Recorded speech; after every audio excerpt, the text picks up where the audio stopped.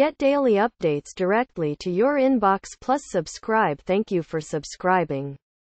Could not subscribe? Try again later. Invalid email.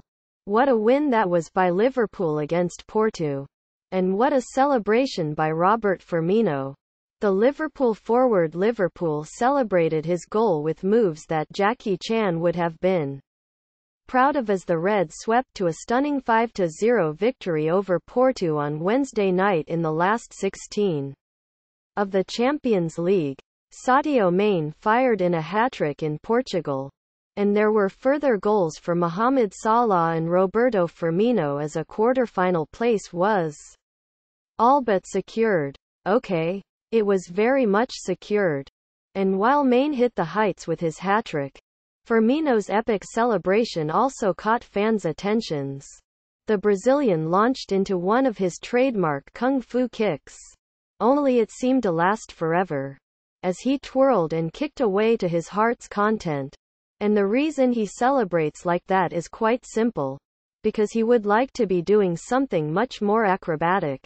Speaking to Liverpool's website last month, he said, "When I was a kid, I used to do a goal celebration that was a backflip.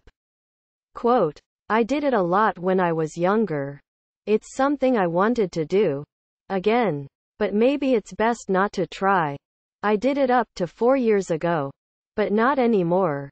Quote, TV deal. Sky have paid $579 billion for their packages across the 3 seasons.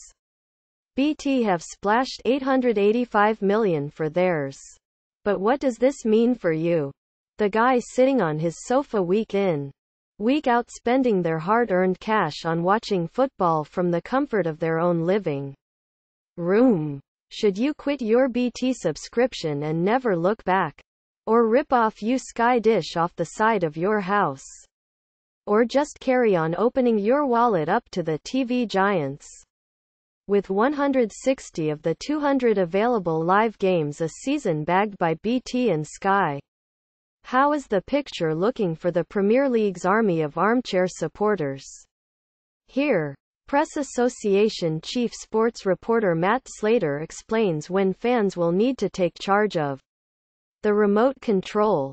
Sky Sports subscribers, relax, it's more of the same. Relax. Your direct debits have been used to good effect and there is no urgent need for the company to raise them either. The company has claimed 4 of the 5 packages to have been sold already this week. A haul that adds up to 128 games a season from Friday evenings to Monday nights. 2 more a season than it has in the current 3-year deal. The cornerstone of the Sky Sports package remains Sunday afternoons, 32 games at 2 p.m. and 32 more at 4:30 p.m. with 19 of the weekend's best games at that later slot. Nearly half of those early Sunday games will be second picks, too. So Sky can create big double-header days if it chooses, particularly over the festive period and later in the season. But Sky has also taken the 5:30 p.m. slot on Saturday afternoons from BT and will put 15 first-pick games on then.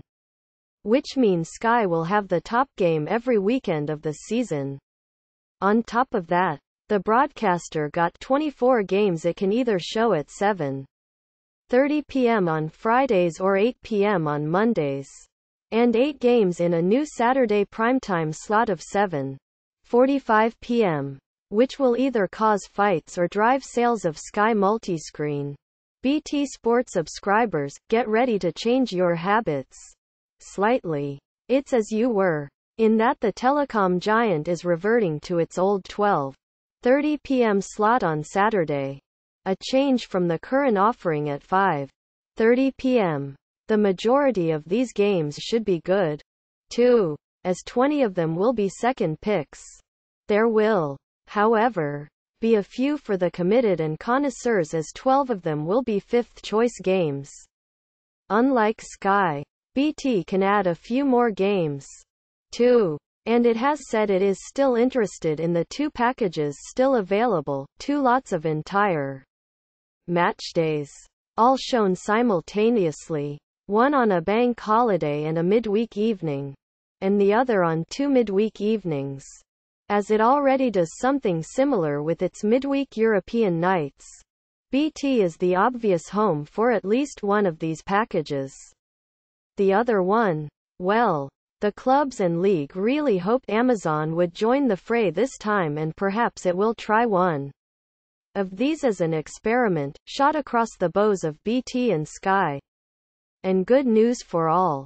There is one other hugely important thing: subscribers of both BT and Sky no longer have to choose or shell out for 2 subscriptions.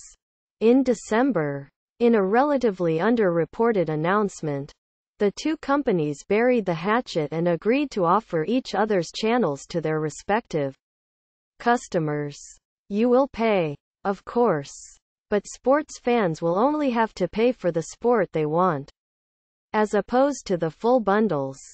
That deal, or truce, really, was the clearest indication that the Wild West days of the Premier League's domestic rights deals appear to be over.